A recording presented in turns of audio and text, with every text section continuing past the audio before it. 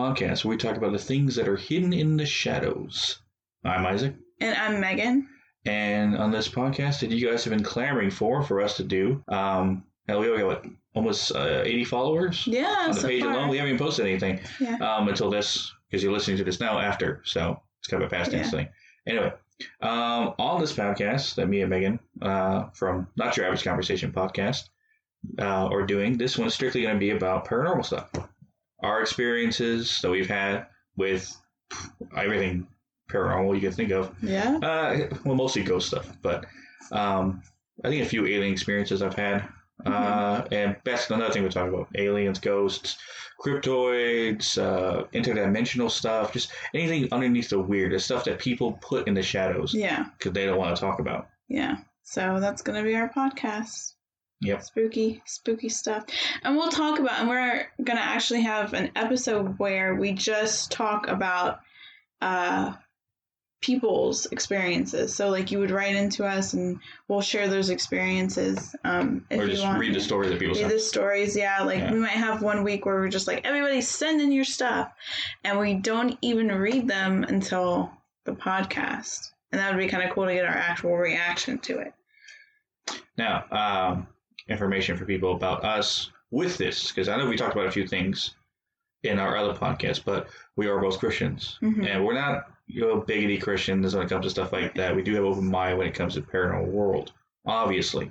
Because most Christians I have met in my time, with the Bible camps I've gone to and the stuff like that, they don't believe ghosts exist or anything like that. But I've experienced, and you've experienced, too much to think otherwise. Yeah. So, that's kind of we approach it in that from a point of view, because we believe, but we know, and there's a difference. We're not knocking anybody else's religion per se. Like, I don't per se agree with devil worshippers, but that's just from what I've experienced. Well, if you believe what we believe, it's like, I know like some people might not like the fact that we're Christian and doing this, but like I said, we're not like the type of not like Westboro Baptist Church or anything like that. We're just people, like, I know Christianity, Catholicism particularly. I mean, I was raised Catholic and kind of like strayed away from it a little bit, but I do believe in God. I do believe in all that. And that's just me. I'm not going to get pissed off at an atheist. I mean, you're entitled to believe what you want to believe. I mean, but everyone's experiences are different, so everyone's religious experiences are different as well, or non-religious experiences. Which the one theory I have with paranormal, why people don't want to believe in it, is because if they believe that ghosts exist or spirits exist, then we have souls. And if we have souls, it must have came from somewhere. So if paranormal exists and ghosts exist, then why couldn't the idea of God exist? And then that leads to more thought process, and sometimes people do not want to accept it anyway. Yeah. So anybody listening, we're not the type that's going to like push Christianity on you. It's just going to be coming from that avenue. You know, there might be some mentioning of it, but I don't want you guys to be like, oh, okay, I'm not listening to this podcast, because you might think that we're pushing that on you, and we're not. Barely gonna talk about it. Yeah, barely gonna talk about it. The only I guess category that I get a little bit weary with is, and when we talk about, like, there is gonna be episodes where we talk about, unfortunately, demons and stuff like that. I don't like it. It makes me uncomfortable, and I'll explain later on in our podcast why. Obviously, demons can make anybody feel uncomfortable, but because devil worshipping and all that stuff, it's like the evil side of stuff, and I'm, not a fan of it. But you got ideas or you got ideals and you want to throw it out there. I mean, I don't mind listening to it, but, You didn't want me to be a demonologist. No, I like, literally makes me want to throw up. Like, I can't, the idea of demons and, like, stuff like that freaks me out. So if I act a little query on here and you'll understand why, I'm going to tell you why. Actually, I should just go ahead and dive into it, right? Like, why? You talking about sensitivity stuff? Yeah. But before you get to that, so premise of this podcast, just paranormal stuff, strictly paranormal from our experiences, the knowledge you've learned, and each episode, like our other podcast, is on the same premise. We're gonna have a little jar of topics, strictly paranormal topics. Everything from ghosts, aliens, demons, cryptoids, urban legends, local legends, maybe specific experiences we've had with the paranormal, stuff like that. But basically the same thing we got going on. So we're going to pull from the jar every episode, at the end of every episode, like we did with the other one, for the next episode. But just strictly paranormal stuff. Yep, and every episode is going to be about an hour to an hour and a half long, depending on these yeah, sometimes it'll be an hour and 15 minutes. Sometimes it'll be just an hour. Sometimes it'll be a little bit shy of an hour. But for the most part, it's around that time. And it's going to be released every Friday. Yeah, so every Friday it'll come out. And always pay attention to our Instagram, because we got a lot of cool things that go out on our Instagram. Like, I'm starting on Mondays and Wednesdays. I'm going to have specific haunted locations where I kind of tell you the backstories of the haunted locations and like actual people's personal experiences with that location. And also, anybody that wants to send us a ghost story, do it. I've had a few people already do it, and it's kind of interesting. You know, I've actually found some people that I can actually connect with because they have similar experiences that I do. And yeah, it's kind of cool. So send them in. I want to know. Yeah. So this episode is strictly going to be basically our ghost stories, our paranormal experiences, why we believe in the paranormal, and our, well, I don't know why the paranormal's followed me around, but you know why the paranormal's followed you around. Oh, yeah. So getting into that, I don't know if anybody has heard or knows about like being sensitive, which as I'm getting older, I'm kind of learning more about it. But for the longest time, I used to think the houses I lived in were haunted. Like, why is every house I live in haunted? And I would always get crazy dreams, and I'm like, I don't understand. I'm only like 8 or 9, 10, 11. Why am I having these dreams? And then that kind of stuff. And why are they following me around? I don't understand. Sometimes it's the same people that are following me around. So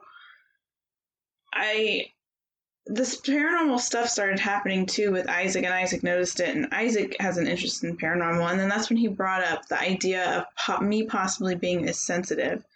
And we try to find out what you technically are by your experiences. Because I don't know if I would really call myself psychic. I mean, I can't really tell the future. I'm starting to learn a little bit about premonition and stuff like that, and I'm thinking maybe that's a little bit of what I have, but it's not like a super strong,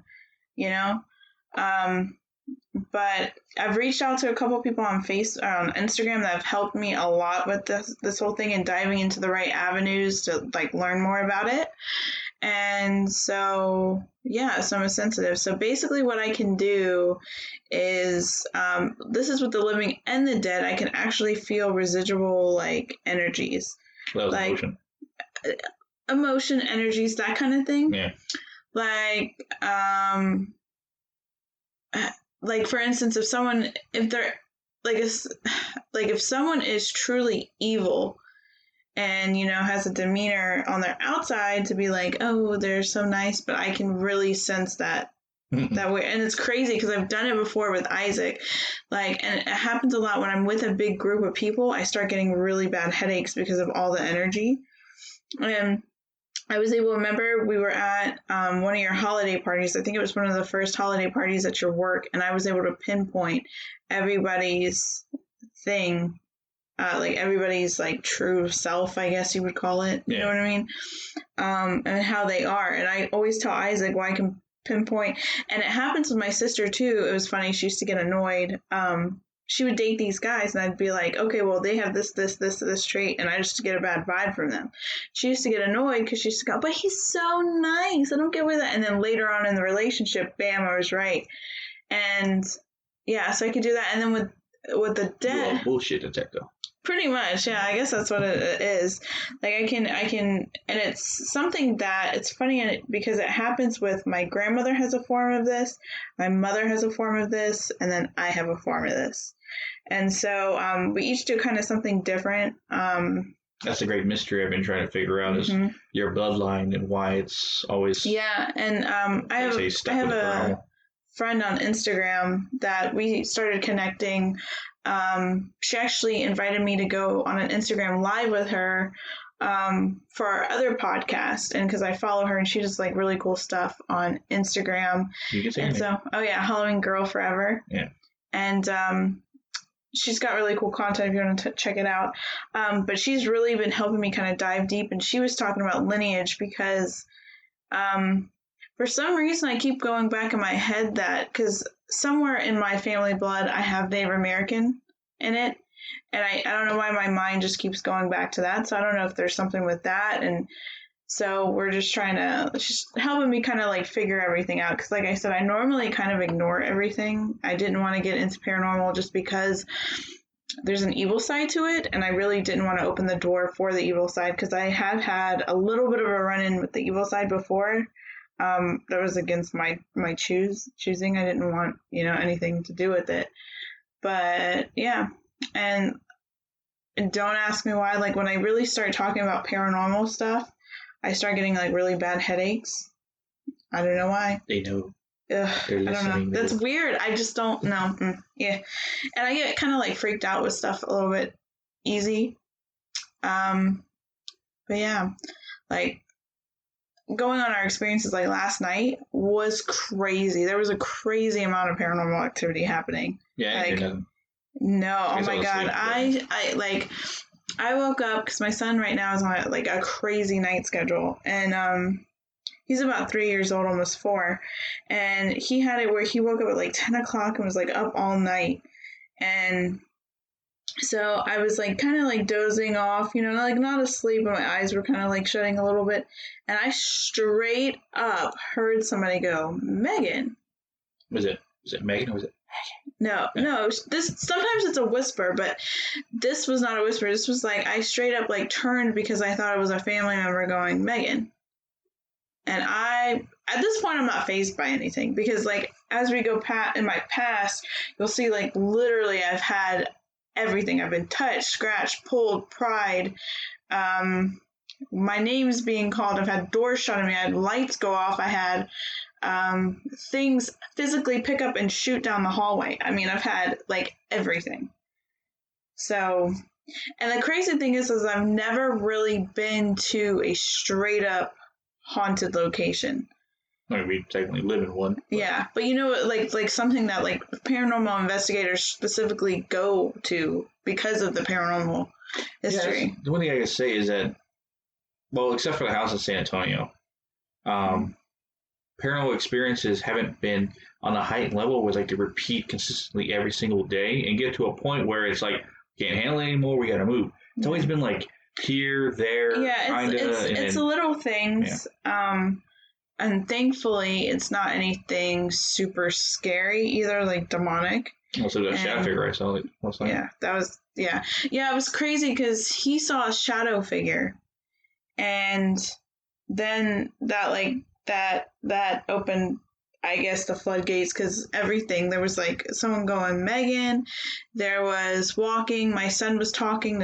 I don't even know what the heck was there. I mean, he has something with him too because granted, kids can. Yeah, he talks to I don't know what he talks to, but he talks to whatever is floating around, and it's not evil because he doesn't run away from it, But last night. He ran because we have a little like playroom for him, and then he attached to the playroom is the laundry room, and then attached to that is the kitchen.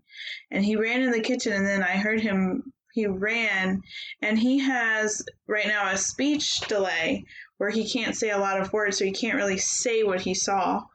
But he came in and he was going, "No, no, no, no, no," and then slammed the door shut. And I was like, "Oh, I just want to go to sleep. Go to sleep, Killian. I don't want to deal with this."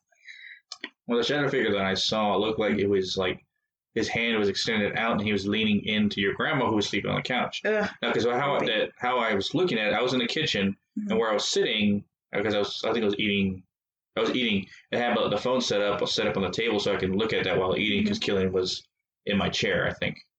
Yeah. Anyway, that's not besides the point. How my vision was, so I was looking at my phone, and if I looked up, I can see your grandma in the den, sleeping on the couch, right? So what I saw in my peripheral vision is looked like someone was leaning in, and it looked like they're about to touch your grandma, and that's when I looked up, and I was like, what the hell? And it basically like flashed like a shadow figure runs, and I was like, what the hell? And I got up and I looked in the room, and I was like, oh, for a second, I thought like someone was in the room, like checking to see if your grandma was asleep or not. Weird. Yeah. Yeah, and that same area, because there's like two little, it's a huge room. It's like a converted garage, I believe, but it's a big room. We call it the den. And there's like 2 or 3 like full couches in there. And I was on one couch laying, and Killian was watching TV, and my grandma was on the other couch, and that area was right that he saw the shadow figure was when I heard, like, I could, like, when I think the shadow figure was talking to you. I don't know. But the scary thing is it sounded like my grandmother. It sounded like her. And that's why I thought it was at first. I thought she maybe had woken up and gone, Megan, like to see if I was awake or something. But that sometimes happens, like when Killian has these crazy night schedules, and I'm not dozing off, but I'm kind of like, just resting, right? And I kind of go in between that, like I'm resting, I'm not asleep, I'm kind of like in between. I hear my name get called all the time. I can tell you 20 times at least I've heard my name called just within the last couple of years. Like there was one time when Killian was a baby, and I was getting ready to go to sleep. My back was towards the wall, and I heard Megan. And it's always a female for some reason. I'm trying to think if I ever heard a male call my name, but it's for the most part always a female. It was that time I was at the house in Spring Branch when I was living with you. That was another entity, that place. Well, I think every place in me you've lived. When the house in San Antonio, there's a house in Spring Branch, held my place where I live in the ranch and stuff like that. But the house in Spring Branch had its own level of weird shit that happened. Nothing that happened at every house has happened here.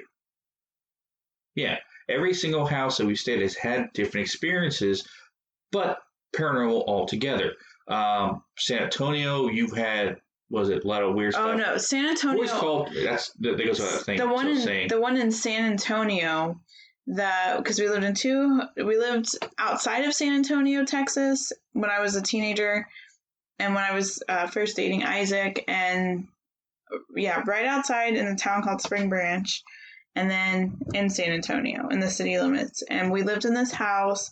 It was a super nice neighborhood. Like one of those the cul-de-sacs. Yeah, it's kind of like the cookie cutter houses. Yeah. It's like it's a really nice neighborhood. Yeah, and so I remember, but someone had told me it was actually built on an ancient Indian burial ground. It is. But so that anyways, I remember there was one time when, for whatever God knows reason, I always slept on the couch. I always slept I could not sleep in my room without someone with me.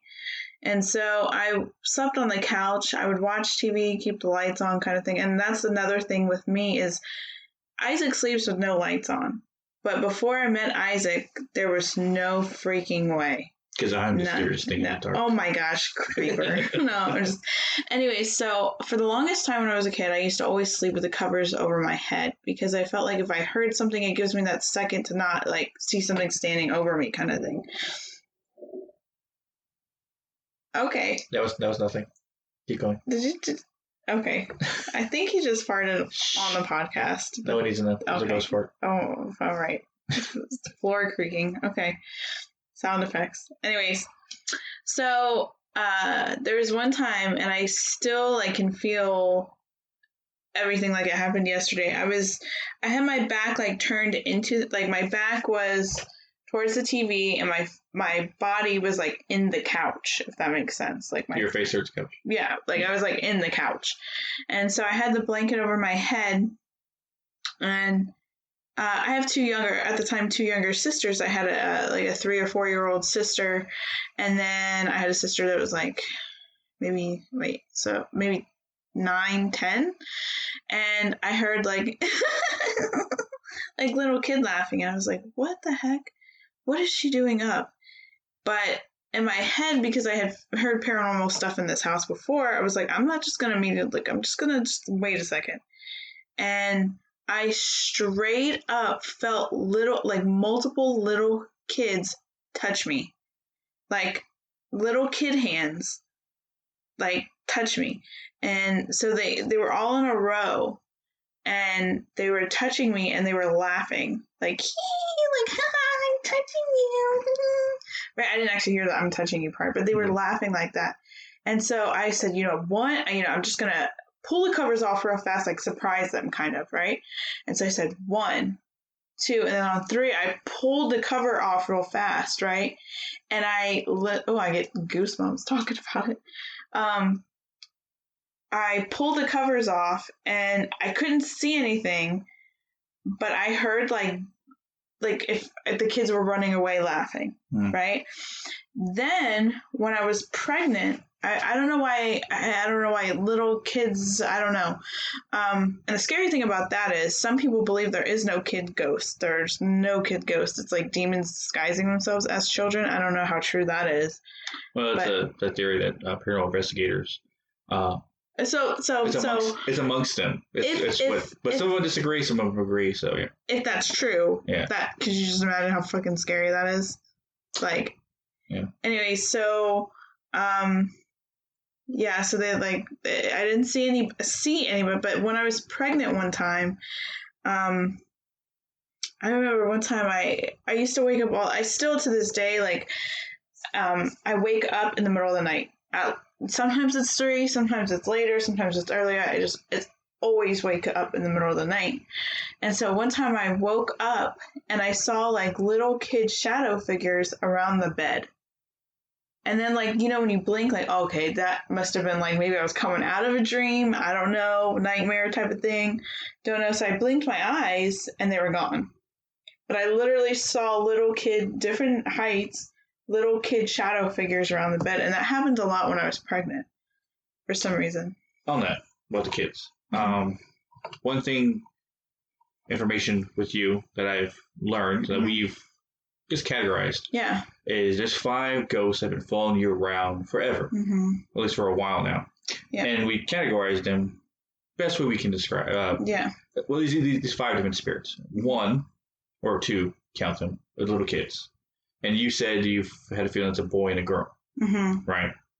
Funny enough, you said the boy is afraid of me, the little girl isn't. And I know how the little girl isn't is because I remember one time sleeping in our bed, and my hand was off to the side of the bed. I felt a little cold hand come in and try to hold it. Yeah. Brief second of me waking up, I thought it was Killian. But at the time, Killian was still crawling around. He couldn't stand. Yeah. So I shook my hand away, and I looked, and of course nothing was there. There is the old man, and we want to say he's in his 60s or 70s or something. And a connection with the older man is, and I was just kind of rediscovering what the earliest time I can remember ever dealing with ghosts or spirits is we lived in this house, and I can't remember. My mind is kind of distorting the houses. I don't know which house is which, but we lived in a trailer in one city, and then we lived in another trailer in another city, and there my mom specifically remembers me coming into the room screaming that there's a man in my room, and I think it's that guy, and it's a shadow figure, but he's wearing an old-timey suit from the 1920s and a fedora hat. Well, maybe two of men, because one's a man. But let me talk about the old man. Yeah. The old man never causes much problems. He kind of shuffles around in our bedroom. I hear him every now and then, even when you're not in there. He's always shuffling around. I hear feet shuffling, and a slight going, like he's grunting or something. And most of the time, you can easily ignore him because he's not really causing any problem. He's just always there. Then there's a little girl. She wants to say she's not a little girl, teenage girl. like 13 or 11, 12, or 13, somewhere around that age range, right? She's like preteen in a sense, and you've seen her. You know, is that the one in the 1800s? Yeah, you saw her in the yeah, she has made herself like I've seen her multiple different times. And here's the scariest thing about that is, okay, so I'm gonna kind of make these kind of short. So I saw her one time. Me and my sister shared a twin bed. Not shared a twin. We had twin beds. We shared a room. It was at my grandma's house, and a lot of the paranormal stuff happens at my grandma's house, and that's where we live right now. Is with my grandma. So in my grandma's house, the same house since the 70s. Do you see her in our bedroom? Yeah. So the bedroom I have now was the bedroom that me and my siblings, me and my sister actually shared back then. And so, and it's funny, exactly where our bed is where my twin bed used to be. And in there we had this old-timey glider that my mom had gotten. Was it a rocking chair? Yeah, which was in the house now. And is actually a gift from my mom to us, that exact glider, because it's like she got it and it's like a same chair? Same exact chair. Gotcha. Yeah. Anyways, so I was in my room and sleeping, and when, of course, I woke up in the middle of the night and I heard right, and I was like, Phyllis, like that was, I thought it was my sister. And so I woke up and I sat up, you know, like when you're kind of like, oh, what the hell, you know? And I sat up and I was looking, and I was like, wait a second, that's not like this time period clothing. Because she was like, the best way to describe what she was wearing is, and Hocus Pocus, the sister that gets in the very first scene that gets taken by Emily, yeah. Like it's taken by the Sanderson sisters. It was like almost verbatim the same outfit. Like the white nightgown with the little bonnet. She has blonde hair instead of the brown hair, but she had blonde hair.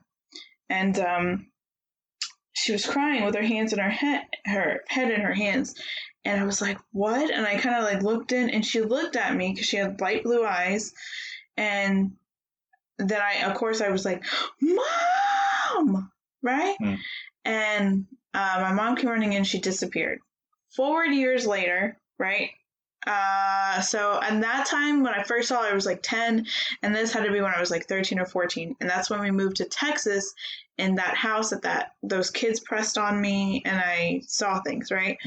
So I had a project I had to work late on, and so I was up, and it was a weekend, so I'm always up late. I was always like stay awake during nighttime and wake and sleep during the day type of person, like in my teenage years. And so I was working, I was on the computer, and I felt someone staring at me, and I, again, thought it was one of my siblings. And I look up, and the same girl is there. And she's kind of like, she's not crying, but she's kind of like sobbing a little bit. And she straight up looks at me, and I'm like, because I've read somewhere where, like, the computer, like, if you stare at the computer too long, it can actually, like, mess with you. Well, you carry the image from when you stand at the screen into what you're staring at. So I thought, for some reason, maybe that's what happened. So I blinked.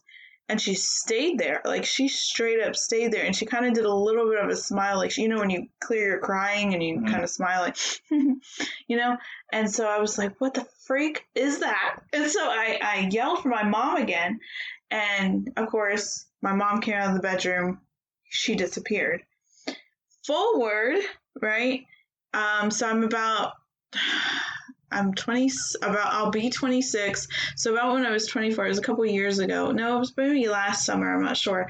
But we live with my grandmother, and my mom, she used to live in Texas. She now lives here with us. But she would come during the summers with my younger brothers, who are around the same age as my son. So they're 5, right? At the time when they came, they were like 3 or 4. So we always sit in my grandma's house, the hallway, where the hall bathroom is, the attic is right above it, and then there's a hall linen closet at the end of the hall. And it's super freaky. Everybody that mentions those 3 things in my grandma's house are just spooky, right? And well, the fact that the towel closet, it's a towel closet, a linen closet, yeah. His door always opens. Yeah, but this is the scary part, okay? This is the freaky part. So I had one brother go, who's that girl? And I'm like, what girl? He goes, I don't know. She's sitting at the bottom of the closet. and they're young. I mean, they can speak like actual sentences and stuff. I mean, but I said, who? Take me to where you're seeing this person. And immediately it flashes to that girl that I see. And so I said, she was in here? He goes, yeah, she sits in the very bottom, because there's shelving, and then there's a shelf at the bottom that's got a lot of space to the ground. So like literally a small person could fit under and in there. Yeah. Right? And he goes, yeah, she was crying in there. And I said, by chance, what did she look like? And he goes, oh, she had like a white hat on and a white dress and blonde hair, like me, blonde hair, like my brother's. And yeah, chill went down my spine. So they saw her too. Yeah. No. Ricky, and that closet door always opens. Yeah, I can always. Close it 100 and it's got a secure, like when you close that door, it securely locks. Like not locks, but closes. Oh, no, like I try and run the experience to figure out maybe it's like air pressure from the one room door closing and another door closing and causes it to burst open. No, there is no reason for that door to open other than the fact that someone's turning a knob and opening it. Yeah. No, I saw her too. Yeah.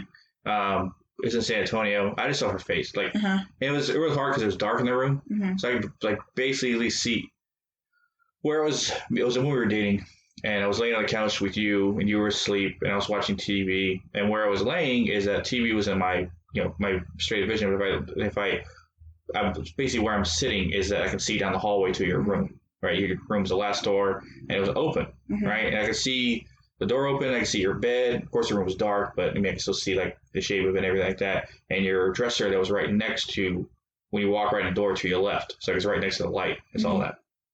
Anyway, what I saw like someone's head slowly peeking around the corner. Now, for this to happen, someone would have to be literally sitting on top of your dresser, right? Like knees and elbows on the dresser and peeking around, which I don't know how that would have been possible.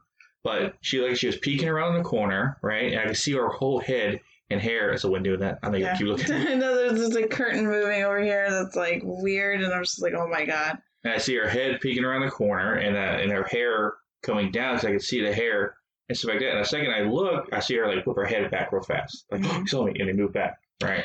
Yeah. So I was like, what? Well, I think we should forward into Spring Branch too. I think that.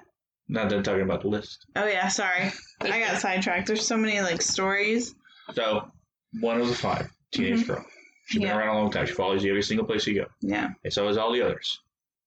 And the last one is a man around his late 30s, 40s, is what we think he is. He's the asshole. He's the one that causes the problems. He's the one that doesn't like me, and he's the one that's scratched me. And you've heard mumblings. You've had shit thrown in your room and stuff like that. Yeah. It's because of him. He's the a-hole, right? Yeah. And I think he's the one that when I astral projected, I choked out. Now, if you're going, what? Let me tell that side story, because it's actually one of the topics we're going to talk about. I have astral projected twice by accident. Now, if anyone knows what astral projection is or you don't, basically your spirit leaves your body and you're able to be in the astral plane, as they say, for a period of time. Same plane that supposedly ghosts are on. God, I'm so glad I haven't done that before. Yeah, it's not a happy experience. Those who've learned how to do it or even tried and practiced it, my brother was the only person I've ever known who's actually tried it, practiced it. He describes it as being very lethargic, being very tired, and trying to move like almost through sand. And he said that when he got to his room, his bedroom, and he's in his bedroom, he does it. It says basically sat up out of his body, and he could turn around and see himself still sleeping, right?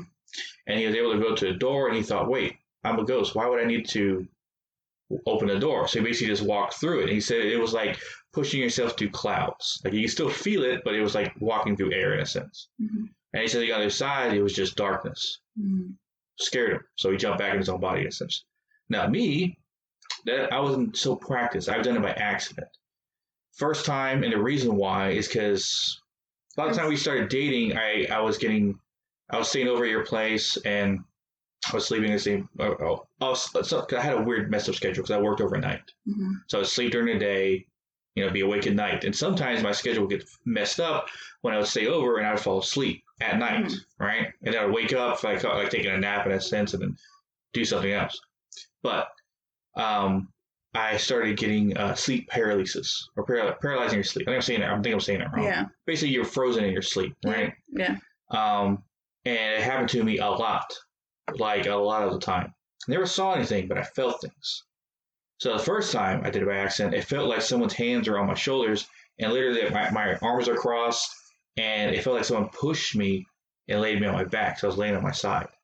Couldn't see who it was. My eyes are open, right? I jumped out. Didn't know I jumped out. I was in the hallway.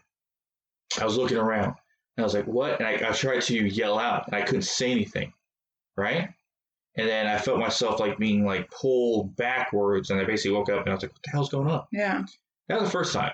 Not a lot happened.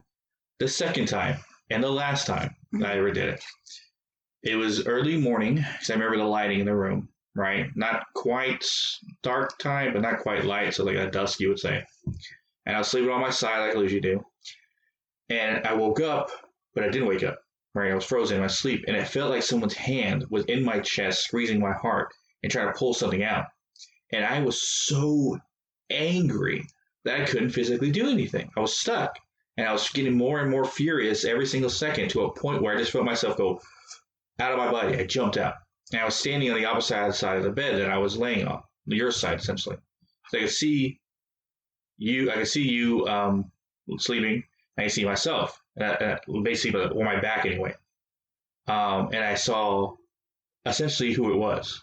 And I couldn't see their face. It was like they were made of like almost invisible. But I can see the expression go like holy crap, he jumped out of his body. Like he like a bat and like that. And then him try to haul his ass around the bed to get out of the room. And that's where I ran over and I grabbed him by his throat, picked him up with one hand, and I picked up my other hand and I squeezed. And I could feel a throat in my hands. Ew, wait. Right? And I was squeezing. So if it was a real person, I'd probably break their neck. That's how hard I was squeezing.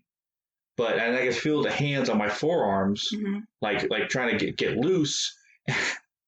And I said, I got him, but I didn't say it. My physical self said it, right?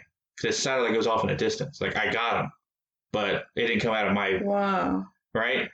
And when I said that, it disappeared out of my hands. Like basically, I was grabbing air, and I felt myself falling sideways back into my body. Woke up, same lighting in the room, same position that I was laying in. Everything. So later I went from there to there. As if I was awake. I think because I did that to him, if it was him, he has not shown his face or not been around. Yeah. Because we haven't had any bad experiences with ghosts. I don't know why. I don't know why last night freaked me out a bit. And I don't know if it has a lot to do because I am kind of like opening, because I had like my sensitive, I guess, part. Remember, there's only 5 that follow you around. There's other spirits that might see you and, hey, who's that? Yeah. So, yeah, I'm starting to like research more about myself and lineage and like what being a sensitive is and all of that stuff. But yeah, so the Spring Branch house, we lived in this trailer in Spring Branch, Texas. And it literally, like, what I mean, it was in the smack dab in the middle of nowhere. It was in the middle of nowhere. It was off a highway. It was off a highway, but it was still, like, I would literally have to sprint run a couple, a while to get to somebody. Like, but anyway, so we lived in this trailer. It's just in the middle of nowhere, and don't ask me why, but woods creep me. I made a post on Instagram about it. Woods creep me the F out. I don't know if it's like the solitude that's with woods. Like when you're in the woods, you're by yourself. You know, unless you obviously have people with you, but there's sometimes there's nobody around, and that freaks me out, I think. So we were in this trailer, and something just told me don't go near.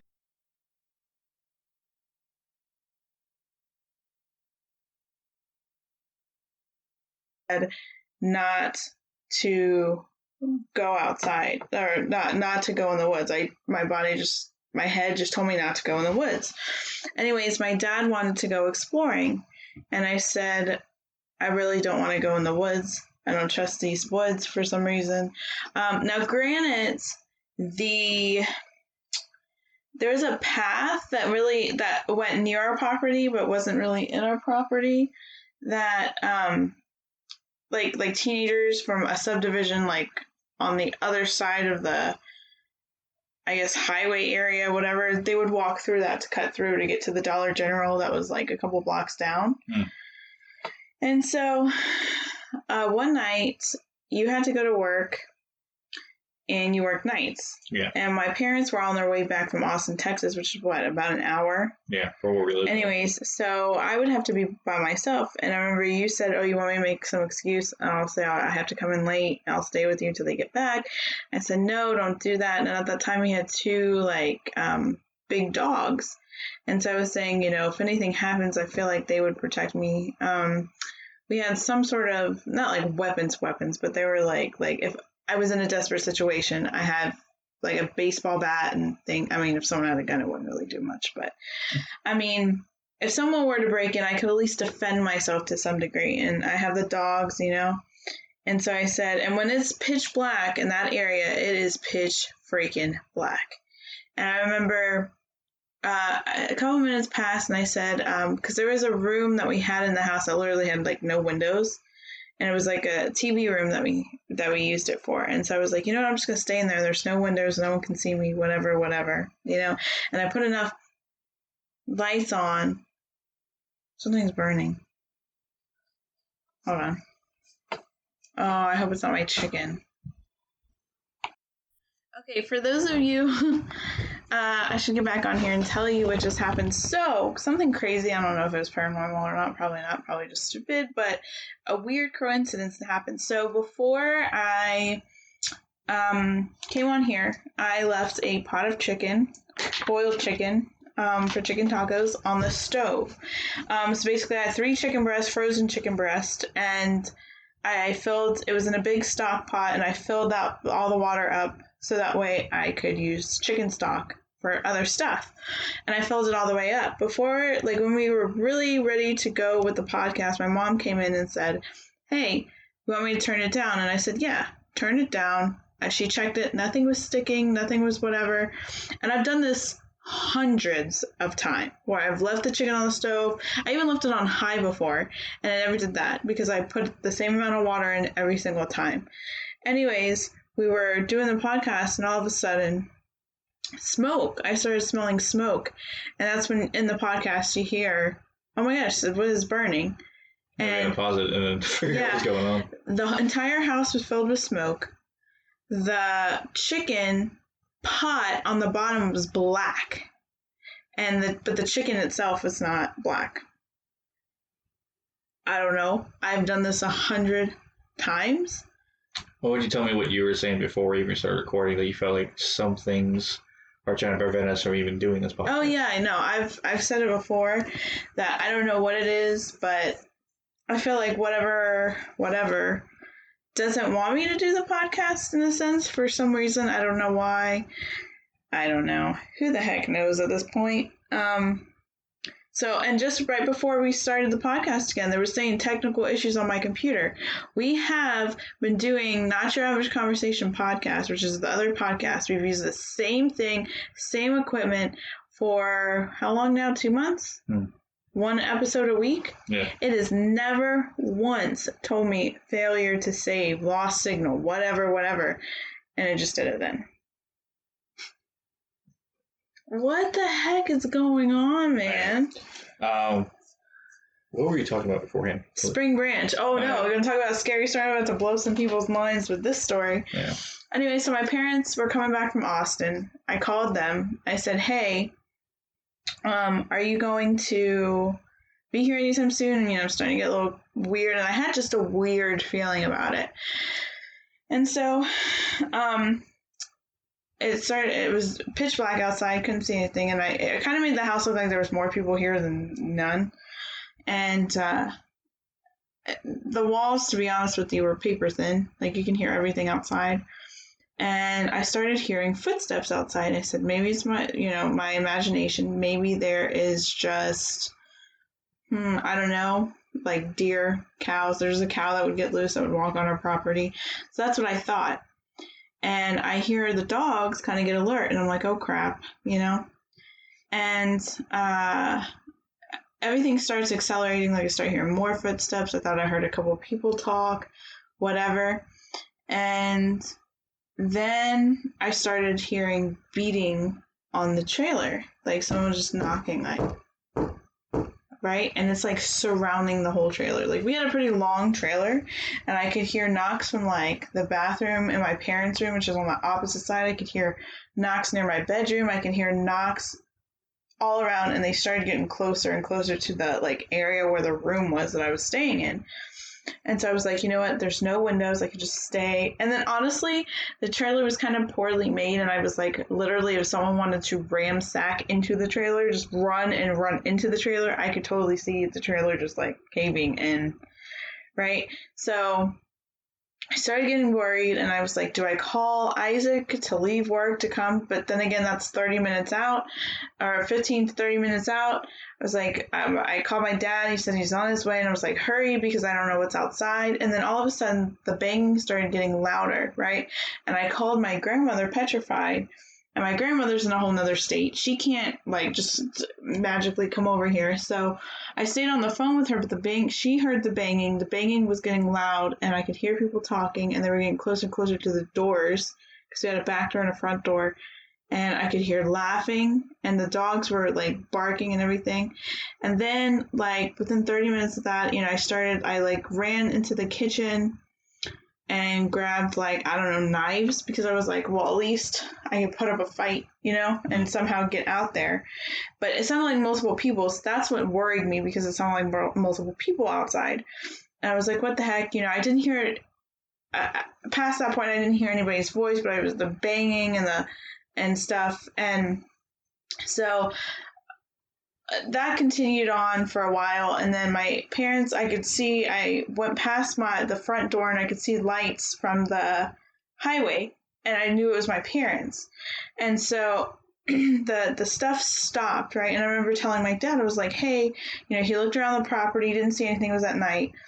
And the reason what freaked me out and made me start going, oh my God, what is this, is because earlier, a couple days before this, we went to look in the woods, right? We just went to the very top of it. And I remember I freaked out because I saw a circle with, like, animal skulls and stuff like that. Like, to me, it looked like the sacrifice circle type of thing.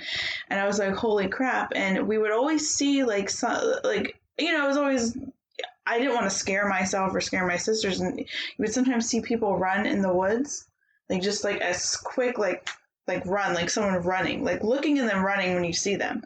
And I remember I always felt watched in that place. Like, I remember I was swinging on, we had like a makeshift swing where my dad tied the rope and the wooden plank kind of thing, and we would swing. And I remember I would always kind of like feel like people were watching.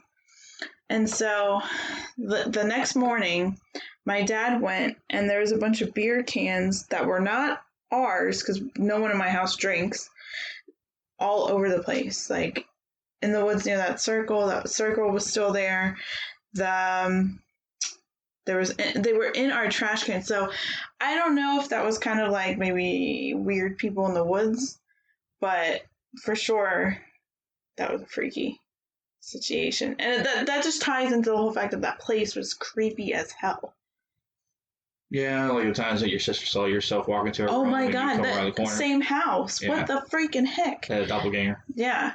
So one of my younger sisters said she saw me, and she said I was very like monotone, like almost like well, that's the voice, but I mean, like, I was very like still, and I just kind of like walked from one room to another, and she was like, Megan, and she said I just continued to walk and just didn't see anything. And then I came out and said, hey, what do you need? But I came from behind her. She goes, what the freak? Weren't you just in that room? I like literally just saw you walk in that room. And I said, no, I was in the room that had no windows. That room, the TV room.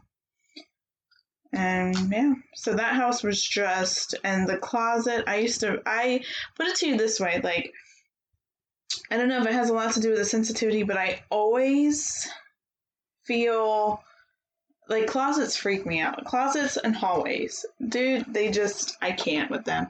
And so another precaution I used to always take was I used to always put stuff in front of my closet so it couldn't open. And I would just move it when I needed something out of my closet. And I would try to use dressers as much as possible, but yeah. Yeah, speaking on that, when we were dating, and one of the nights that I stayed over, you were sleeping. We were in your bed. I remember that. And your TV was set up, because I was awake at night and you were sleeping, so I was just there just to be there. Your TV was set up on a TV stand next to your closet, right? So I'm sitting there watching TV or laying there, and I look over and I see your closet handle on your door rattle, like someone's trying to open it from the inside. Oh my gosh. Right? And I looked at it and I was like, what the hell? And I was like, okay. And I was about to turn back to TV and it did it again. I was like, is one of her sisters in there or something? Only happened twice, never happened again. I get the heebie-jeebies thinking about it. Oh my god. But funny enough, you talk about stuff that happened in the houses. My experience with the paranormal is yet to be explained, yet to be why. Ever since I was a kid, to actually clarify that paranormal has followed me around. My brother's can attest to it. My mom says nothing's ever happened. But on our ranch that we lived on when we were kids was about 30 acres. I don't know what the size of an acre is. It was big. It was more than about 3 football fields of length and width in a circular radius, right? So it's about 100 yards to walk from the house that I stayed at to my grandparents' house. So gauge that distance. And about maybe 200 yards from the house to my uncle who lived farther. You're standing on the front door to the right. And it was all fenced over, right? So he had a big old area of land. Not a lot of trees, except for my uncle's area. He had like most of the trees on the ranch. But the experiences I had on that ranch alone, I could write a book on it. But I want to talk about a few ones. Now, we lived in a trailer, very small. Some of the stuff I've heard, one night I was a kid and was laying on my bed, and our bed was set at the front of the trailer, and we had a big window there. Remember one time I was sleeping, I heard like these heavy footsteps, like hooves, right? And we have cattle, right? A few cows my grandfather did. And I thought it was that, right? Walking near our house. Because sometimes to get away from his place and walk over to ours. But whatever it was, blocked out the moonlight that was shooting through the window as it passed. Right? This is one experience. Stop taking pictures. What are you doing? Instagram picture, sorry. All right. Not paying attention. Yes, I am. There's a time that me and my brothers one night we were bored during the summer, during school, wanted to do something. So we got our cheap 90s handheld camera, and we were like, let's go explore, let's go look at the backstory. This is another story. I'm going to go back to what I just said in a minute. When we were kids, there was this house or trailer barn, actually, that was on the other side of the fence through maybe 50 yards of grass, and it was just sitting there. No connection to anyone's house. I don't think anybody owned it. And it looked like it got burned down, right? It had windows. It almost looked like an old school building, now that I think about it, but it had a big giant front door like a barn. So basically it kind of looked like. And we always got told by our uncles that, a witch lives there or something, right? Yeah. I guess it's to keep us from going over there. Yeah, that's freaking creepy, though. So we wanted to see if it was real, or true at least. So me and my brothers, I'm the oldest, so I had to be like 9 or 10. And of course, my second youngest brother, he was a year younger than me, and then my youngest brother about 3 years. So he was like maybe 5 or 6. So we crawled over the fence, and we were going over, and we maybe got, 20 yards away from the house. We hear, oh my! Like your typical cartoony witch cackle, loud. Maybe it was someone playing a prank. Well, now that I think about it, I'm older, yeah, but it was loud, right? It could have been your uncle. But here's the thing: there's no one out there. Yeah, there's no neighbors. We don't have any neighbors at the time. There was no one there, right? And this is like afternoon too. So it was well lit, but not like 100% lit. And we hear that, and we just haul ass back to our house, right? Yeah, I would. So, fast forward. Back to my original point, story I was telling. We're teenagers. I think I was 17. Gabe was probably 15 or 16. Elijah was like 13. Mm-hmm. We one night late. We were up late, so we walked out of the house. Parents asleep. Got the handheld camera. I think Elijah was handling the camera. Me and Gabe. One of us picked up my dad's machete. I grabbed his axe, and we're going to go back over there. This is night, right? And see if it was real. So we get to the same spot. Now, basically, you would walk down our road, and the road goes goes a dirt road that goes down, and it leads out basically to the highway. So it's about a straight turn, and then another turn, and each I guess length before turn is about 50 yards, let's say. I'm just guesstimating here. So it's a good amount of distance from our land to the ranch. You could see it if you're standing tall enough on a hill, right? So it's not that far away, but it's pretty far away. Anyway, that's besides the point.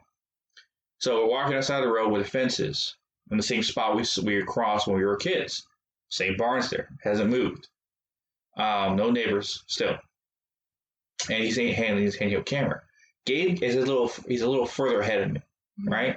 And there's woods on the side of a house, all behind it in the back of our house, and there's woods. And you walk far enough down the road before the woods stop, and the clearing is where we cross to walk through to get to the place where you can see it, right? So he's ahead of me. I'm still walking. Elijah's behind me with the camera.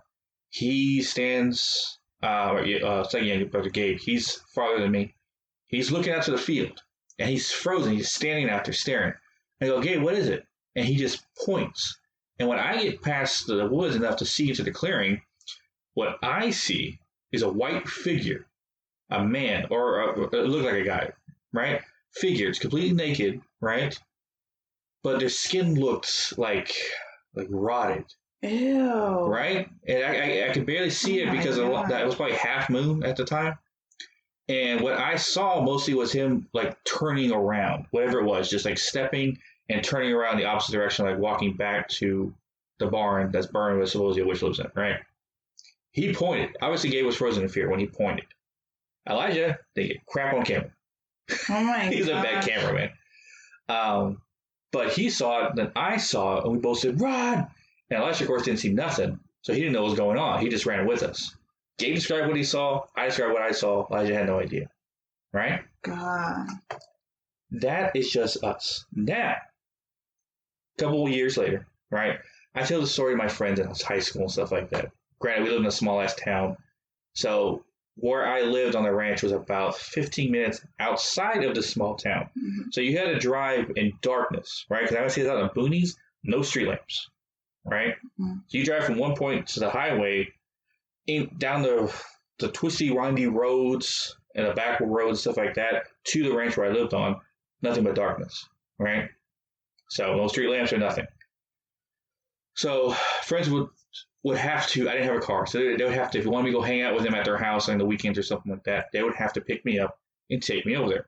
Two good friends at that time, right? It was Matt and Steven. And both had experiences coming to this ranch, right? Mm-hmm.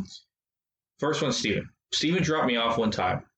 I think we were at a church band practice. Mm-hmm. I was on a church band at the time. And I told him, hey, I can stay late, but I need a ride home. Fine. So we stayed a couple hours later practicing. Then he took me home in his car, dropped me off. And I've told him these stories before. So he was already like, oh, I don't want to stay here longer than I have to, right? Mm-hmm. It's all freaked out and stuff. So he drops me off, right? Like I said, there's a 50-yard road, and then you take a turn, and then you take another turn.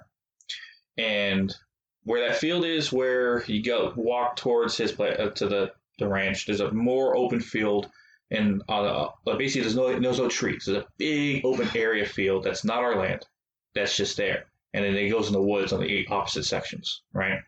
So he's making that turn, he makes that turn, and on the final turn, so the road is stretched, it goes all the way straight until it turns into the highway, or basically the roads that lead to the highway. He looks to his left, and he sees in that field, mind, this is about 200 yards away from the house, mm-hmm. sees in the field the white person standing there. Oh my God. He said it exactly how he described it. A white man, bald, right? Skin looked rotted. You couldn't see the eyes or face or anything. You just basically saw a white figure just standing there. And he was just standing there, and you could see him because it was about full moonish, half moon, so there's enough moonlight to see him. And he saw him standing out there in the field. So he hauls ass down the road. He says he ruined his shocks. He told me the next day at school. That was Steven, right? Now, Matt's experience, nothing to do with the white guy. Still scary in its own. So, it was one of these times, it was Saturday, and we always went to church the next day on Sunday. Because we were youth group kids, and, we did stuff like that. Yeah. And I played in the church band on Sunday mornings. So, me, Matt, and Steve were hanging out at his place, Steven's place, and he said, hey, do you want to spend the night over, because we're all hanging out, we're having fun. And I was like, yeah, but I would need clothes for tomorrow, being Sunday, and I also need to get my gear, my bass stuff, right? So he's like, okay, I'll take you home and go pick it up, right? So all three of them in our car. Steven's telling Matt about the stuff, right? I'm telling him my stories, right? As we're going there, right? Oh, gosh. So that doesn't help at all. And I pull up to my house. It's dark, right? And me and Steven get out. Matt stays in the car. I'm like, hey, sure you don't want to come in, right? He's like, nah, I'm cool. I'll stay here. I'm like, are you sure? He's like, yeah, I'm fine. He's in the back seat, mind you, right?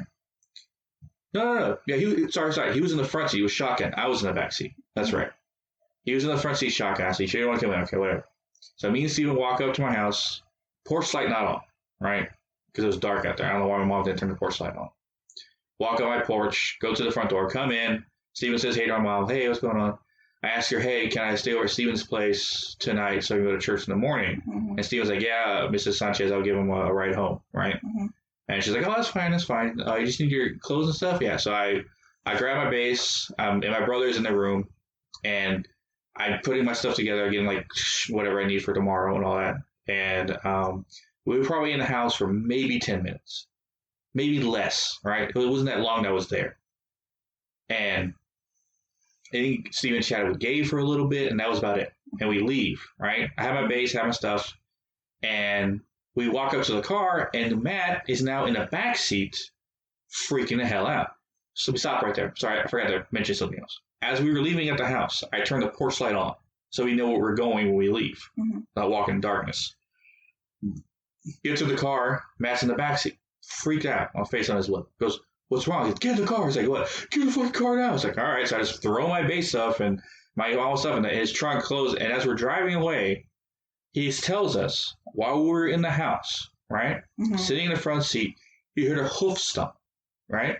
Like a horse or a cow next to the car. And I told him about the cattle we have. So he thought maybe a cow was next to the car.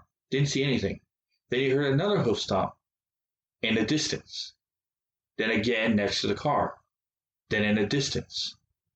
Matt was freaking out, so he got in the back seat. Like, well, I don't want to be close to the door if anything fucking happens. And it goes again. And then he starts getting freaked out about it. So he lays down, make sure no one can see him or anything like that. And then he hears like something go tap next to the car and like a nail scratch. Like, next to the car. And he's freaking out. He's like, his head's like in a fetal position. Like, and he said he's about to start honking the horn as I turned the porch light on. And we were walking out. Right? Oh my God. While he's telling this, as we're driving back to Steven's house, right? We're driving back to his house. Dark, mind you, right? So all we see is just headlight and road. He kept saying, why are the deer staring at us? Why are they staring at us, right? Like, what the fuck are you talking about? And I look, and all the deer, because there's a lot of deer out there. I had a habit of hitting deer consistently. All the deer out there were just stopping on the side of the road and staring at us. Oh my God, get the hell out of here. Like, we kept driving, and every single time we saw one, they would stop and stare at us as we drove by, right? That's the freaky part. Now, the freakiest part of it all is when we got back to Steven's house, we checked his car to see if there was any scratches, and there was one. One long scratch, like done by like a nail almost, from the front of his car to about the edge of the door. Oh, it was tiny enough. I bet you he never drove you. Oh yeah, they never came back. Yeah, they never came back to the fucking right. They never came back during the night. It was only during the day. Right? I think from then on, Rob one of my other friends, he gave me the rides home. But then I got a car later on, so it didn't really matter. Yeah. But yeah, that's like I said, experiences I had, and then my friends had as well. And that's just that's a small 2% of the experience that I've had on that ranch.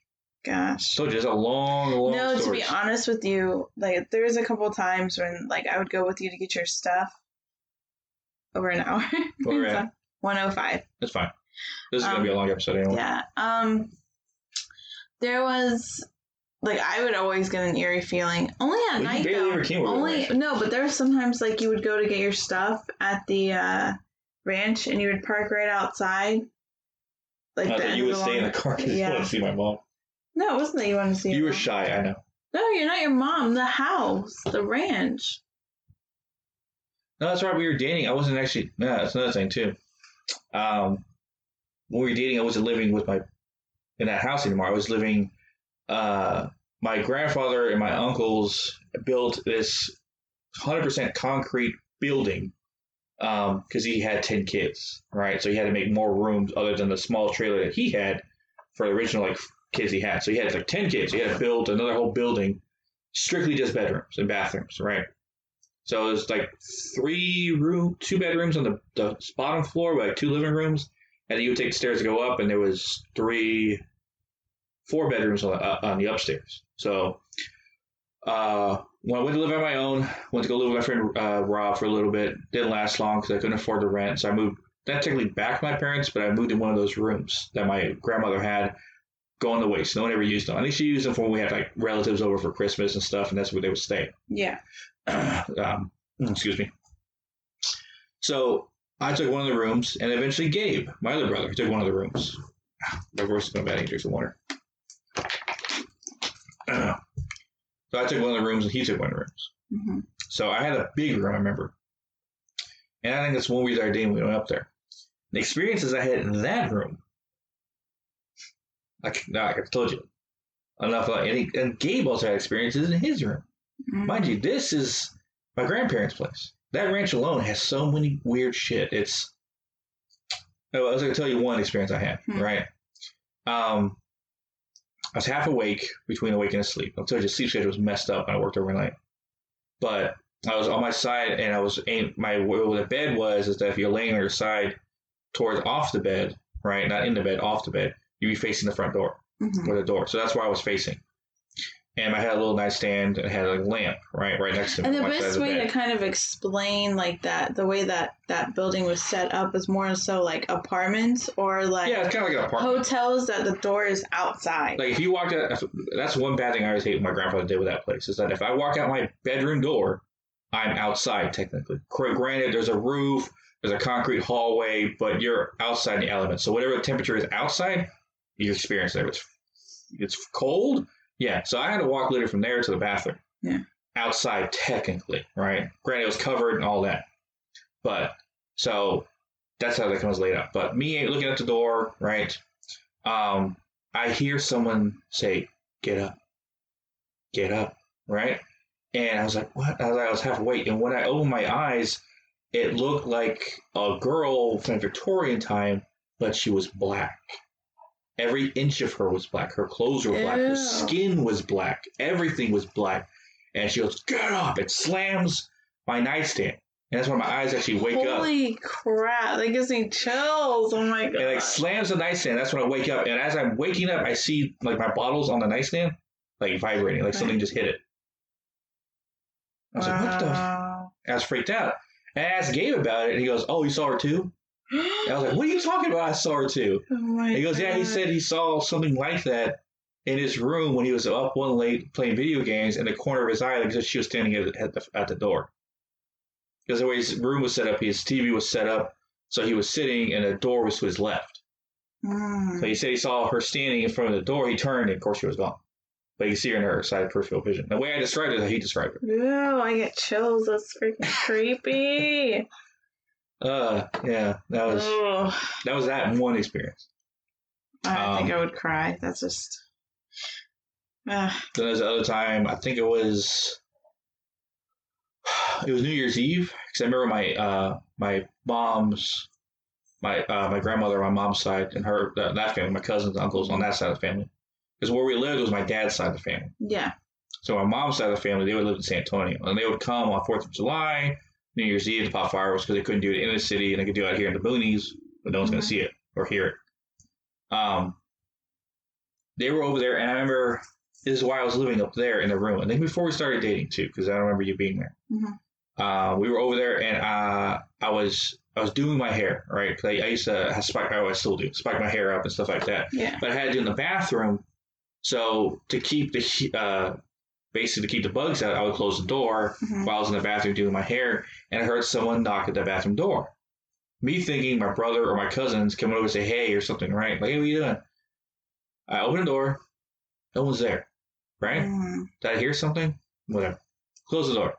Again, someone knocks at the door. Open it. No one's fucking there. So I'll look down the stairway, because when you look at the bathroom door, you can see the stairs that go down to lead. Yeah. The basic downstairs, so you can get from one point to the other. Walk down the stairs a little bit, look. No one's there. Look down the hallway, thinking someone's playing a trick on me, about to jump out and scare me. Hey, what are you guys doing, right? Nothing. Close the door, go back, nothing ever happens. My gosh. Excuse me. Right? Yeah. You tell that time that my uncle felt a witch on his chest when he was sleeping? Get out of here. You're not going to make me want to go there ever again. Like... Now, I don't know if he was joking with me or not, because the way he described it was fucking freaky shit. In Mexican folklore, a bruja, right, which is Spanish for witch, could turn into a chicken. A giant chicken, right? Interesting. It's weird. It isn't. It actually is connected to Russian folklore, which the witch has a house with chicken legs. Right? None of you heard those stories? No, it's creepy as hell, though. Yeah. Apparently, in Mexican folklore, a bruja witch can transform into a chicken, or a giant one, right? So he tells me, which this room that he was sleeping in, mind you, my uncle, was the room that was adjacent to mine. Like, there was a door connecting their two rooms, my room and that room, right? But I had a dresser blocked in that front of that door, so no one could ever access it or use it, or never bust in there when I'm like sleeping or something. So I had it there. So I never knew what happened in that room. But he said when he was sleeping in that room, and that room's very small, hella small, like enough room for a bed, a dresser, and that's about it, right? And you got your window and you got your door to lead out, right? Basically. He said he was sleeping and he felt something sitting on his chest. Ew. Right? Yeah. And he wakes up and he sees like an old woman sitting on his chest, freaks out, pushes her off. And he said when he got up to chase like who the fuck this was, when he basically opened his door, he heard like pop, pop, pop, pop, pop, pop, like chicken feet running. Right? That's how he described it. And he before he got down the stairs, he never saw it, but that's what he heard, running away in the ground. Get out of here. Yeah, I'm not, no, there's no way.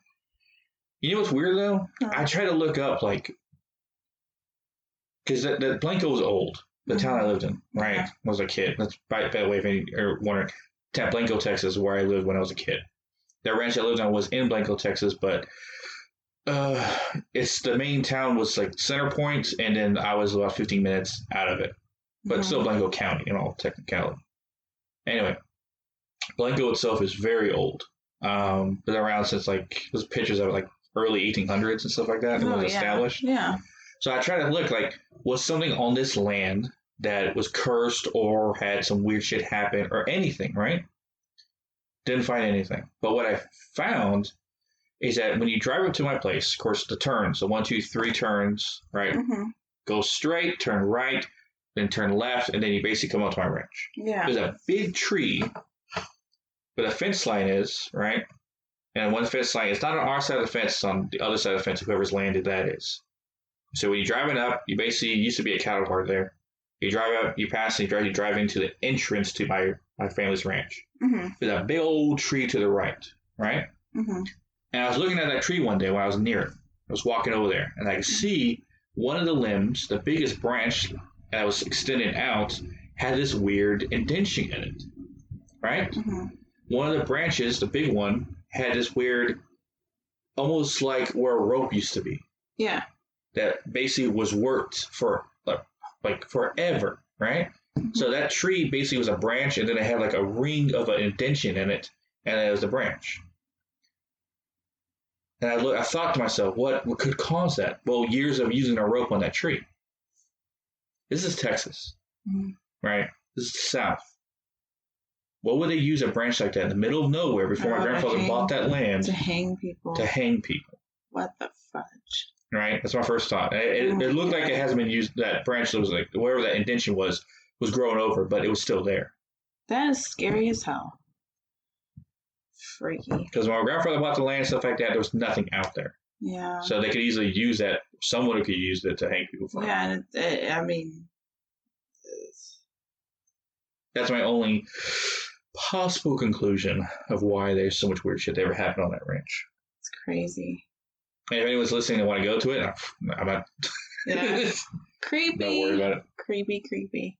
Funny enough, on that same place where I lived is where I had that alien experience. Oh my god. At least I thought it was. Right? Why are you telling me to wrap up? Because it's like almost an hour. We said it's going to be a long episode. I know, but that's more I gotta edit. Oh, I'm sorry. So. No, okay. The one alien. Save some stuff. I'm going to talk about the one alien experience. Okay. Right. Driving back, this one I worked overnight, right? Mm-hmm. And I was driving back from work because where I worked was about 30 minutes from my place. Yeah. So I was driving back, and it's nighttime, right? I got off early. And I was going down a road, and behind the car, I guess maybe 10 feet above the car, behind me, floating enough for me to see in my rearview mirror, this ball of light. And it followed me for a good, 15 minutes. While I turned, it followed. And it stayed in that same position, right behind the car above, right? The hell was it? I don't know. That's only because, I don't know if it was supernatural or alien, but that was just weird. It was just like a ball of light left bright enough for me to see. Well, when we start kind of digging into local lore, there's a lot. And when I was doing research on North Carolina's, legends, lore, all of that, because there's a lot of history with North Carolina. Brown Mountain Lights. Yeah. Brown Mountain. Yeah, I don't. You keep talking about wanting to go to Asheville. I'm not going there. Yeah. There's some spooky stuff. I don't know why I want to go there either. There's woods everywhere, and that kind of I said, woods freak me out. Woods, hallways, closets freak me out. Any place abandoned, I would say. Oh yeah, that's another thing. I was just talking to someone about that recently. If you really want to go, abandoned amusement parks scared the fudge. I can't even watch. There's that one I want to visit. It's actually near here. Oh my god! It's the abandoned. It's in Maryland, I think. The abandoned Wizard of Oz amusement park. No, Asheville. Is it Asheville? It's in Asheville, okay. buddy. Okay, I can remember. I know it's near us. Yeah, I think that's Wizard of Oz. Wizard of Oz abandoned park that they tried to build, but they abandoned it. And now it's just there in the middle of the woods somewhere you can find it. But it's weird. They open it up once a year for people to come and look. Yeah. Yeah. Weird. Oh my god. Yeah. Spooky. No, amusement parks freak me out. I can't even watch videos. I tried watching videos on YouTubers because there's YouTubers that specifically go to abandoned stuff. That's what I kind of want to do is it's called urban exploring. Ugh, freaky right? Though. Yeah. I always want to do it just to find weird places. Weird. Anyways, now that we've told you an hour worth of experiences. Oh, we got plenty more. Yeah, so we don't want to give away every story because. Let me draw from the haunted jar of topics. Yeah. Let's see what this is. Oh, that's probably the next subject to talk about with this paranormal thing. Paranormal investigating. Oh, yeah. So we're going to talk about paranormal investigating. So a lot of next episode, paranormal investigating. Yeah. Episode 2 is going to be paranormal investigating. And we're going to kind of dive into some of the most haunted places, actual evidence that people have found, what evidence paranormal. Our favorite paranormal investigators show, and then actually a couple times I actually have done it. Yeah, I've never paranormal investigated, and to be honest with you, I am not sure if I want to. Just because of, for instance, sometimes when I talk about paranormal, or I figured out, when I talk to people about paranormal, I have really bad headaches, and I don't know if it's the stress that is consciously there from doing all that. But, yeah. So, in conclusion, this is our first episode. Hope you guys enjoyed it. Yeah. We have many more with this podcast, Hidden in the Shadows. Follow us on our Instagram right now. Yeah, we're working on. Hopefully, by the time this airs, we'll have like a Twitter, a Facebook, a Snapchat, a TikTok, maybe. What? No, I saw some. Apparently, there's TikToks. Like everyone gives TikToks a bad rap because of it. If it's like people use it for dance videos. Yeah, and like I don't know, like weird stuff. But there's actually like cooking videos on there. There's hacks. There's creepy stuff. All that stuff. Yeah. So maybe we'll start one where we give you facts and stuff. But pay attention because I'm going to start going on Instagram stories and start talking about like haunted locations and like paranormal evidence that people have found and stuff like that. So, and also actually, never mind, because this is going to air after I put it on Instagram stories. No, yeah. So I think we're going to try. This is one of 3 episodes releasing. Yeah. On the launch. So you listen to this one, you got 2 more to listen to. You can listen to, yeah. So, which next one being Paranormal Investigation. Yes. And then, well, like we said, after end of that episode, we'll draw for the next one. So yeah. And also, we don't have them right now, but we're going to get them fairly soon, and that is actual stickers. We want to know your feedback, what you like about the podcast, what you don't like, and we'll send you a free sticker. Yeah, when we get for the other one too. This podcast is all about paranormal, but our other podcast, me and you have, is everything from movies, culture-wise, fun movies, stuff like that, and we try to make it more funny and friendly stuff. Yeah, laugh friendly. It's not as serious as this one. No, talking about farts. Yeah, this one I wouldn't listen to in the dark. The other one, yeah, my stories alone. Yeah. Anyway, we'll catch you weirdos in the next one. Yep. Have a spooky rest of your time. I couldn't think of a line. I'm sorry. Later. I'm not as cool.